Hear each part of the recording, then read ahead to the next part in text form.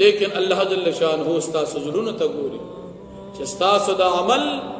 دا د اخلاص دی او که د اخلاص نه زړګی چې ذکر نه کوي زړګی ما ورته وایا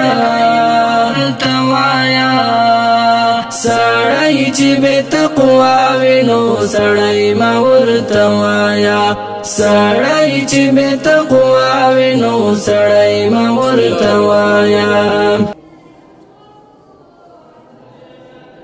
عن أبي أمامة رضي الله عنه قال جاء رجل إلى رسول الله صلى الله عليه وسلم.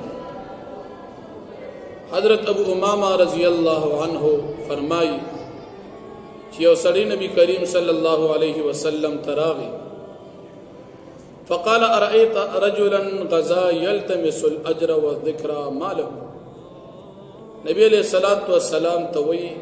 تاسو خبر را کی داسې سړی په باره کې چې jihad کوي او هغه طلب د ثواب او د شهرت د دواړو کوي ما له د پاره با سملاوي. فقال رسول الله صلى الله عليه وسلم نبی کریم صلی الله علیه وسلم او فرمای لا شیء له د تبه سم نه ملاوي. فاعادها 3 مرار د سړی دا سوال درې پیری وکړو ويقول رسول الله صلى الله عليه وسلم لا شيء له او نبی علیہ الصلوۃ والسلام فرمایل چې سم بتن ملاوي.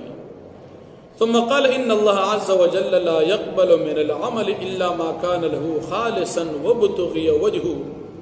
بیا نبی کریم صلی الله علیه وسلم او فرمایل الله جل شانه نو قبل دا عملنا مگر هغه عمل چې خالص وي او الله رب العالمین رضا پاغه باندې ولټول شي. ګور دی صاحب د نبی علیہ السلام نه تپوس کی چې jihad کوي د ثواب او د شهرت د دواړو طالب دی. نبی علیہ السلام فرمایي چې د ثواب نه ملاوي ځکه هغه عمل الله جل شانه قبلې چې پاغه کې اخلاص وي او که اخلاص پکې نه وي نو دې عمل باندې سوا د ستړیوال نه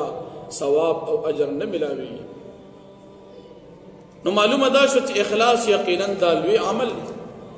د دین علاوه حضرت ابو هريره رضی الله عنه فرمایي عن ابي هريره رضی الله عنه قال قال رسول الله صلى الله عليه وسلم. حضرت ابو هريره رضی الله عنه فرمایي چې نبی کریم صلی الله علیه وسلم فرمایي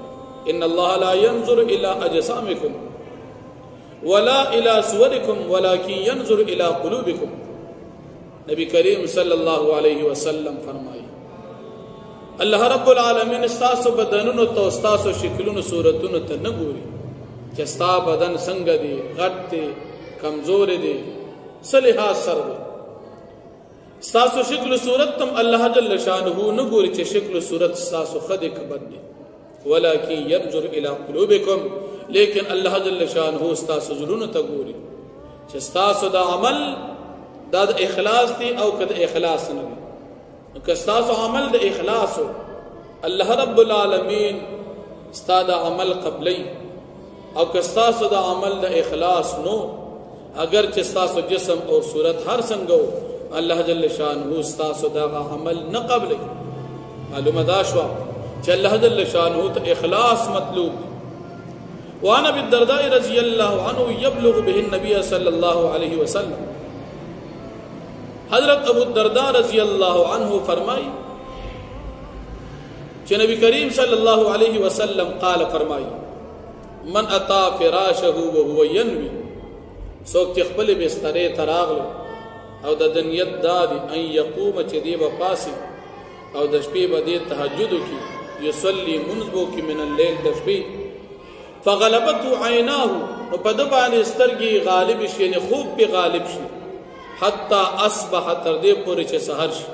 كتب له ما نوى وكان نومه صدقه عليه من ربه. سترګې په غالب شي او د شي د خپل نیت دا چې دې پاسي اوس خوب نه او تهجد کوي لیکن د باندې خوب غالب شي تر دې چې سحر پورې خوب وکړي. الله جل شانه دې انسان ته د نیت مطابق اجر او ثواب ورکړي او دا خوب په د باندې الله رب العالمین د طرف نه یو صدقه یو انعام او یو احسان شو. ځکه دی مسلمان نیت دا تهجد کړي نو الله رب العالمین په نیتونو باندې فیصلې کوي که نیت صحیح وي الله رب العالمین رضا او مقصود وي